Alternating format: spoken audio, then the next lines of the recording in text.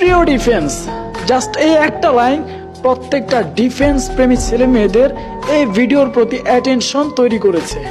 তো যেটা বলার ছিল, আপনারা জাস্ট একটা জিনিস লক্ষ্য করে দেখবেন, যারা ডিফেন্স লাভার রয়েছে তারা খুব ভালো করে জানে যে একটা ছেলে বা একটা মেয়ে যখন ডিফেন্সের মাঠ করতে যায় তখন সে কত শত আশা, কত শত স্বপ্ন নিয়ে ওই ডিফেন্সের মাঠে যায়। তবে যখন সে ডিফেন্সের মাঠ থেকে ব্যর্থতার গল্প নিয়ে ফিরে তখন তার মুখে জাস্ট একটা মুচকি হাসি থাকে, তবে তার ভেতরটা চাপা কষ্ট, তার ভেতরটা কালো হয়ে যায়। ভিতরটায় সে একদম চূর্ণ বিচূর্ণ হয়ে ভেঙে পড়ে।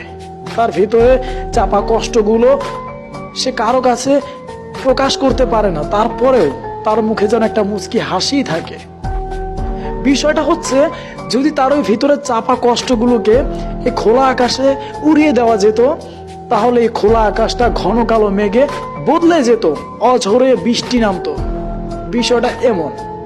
ঠিক তেমনি যখন আরেকটি ছেলে বা মেয়ে সে একই মাঠে সফলতার দেখা পায়, সফলতার হাসি তার মুখে ফুটে ওঠে, তার চোখের কোণে দেখবেন অশ্রু, সে আবেগে কান্না করে বসে। সে তার ওই আনন্দগুলো কারো কাছে বিশ্লেষণ করার মতো ভাষাও খুঁজে পায় না। সে শুধু অনেক খুশি হয়ে যায়, তার ভিতরে বাহিরে আনন্দ আর আনন্দ। বিষয়টা বুঝতে পারছেন? কেউ একজন প্রিয় ডিফেন্স তোমাকে না পেয়ে কষ্টে বোবা হয়ে যায়, তার ভিতরে চাপা কষ্টগুলো সে কারো কাছে প্রকাশ করবে, সে ভাষা হারিয়ে ফেলে। ঠিক অপর প্রান্তে আরেকজন ছেলে যে কিনা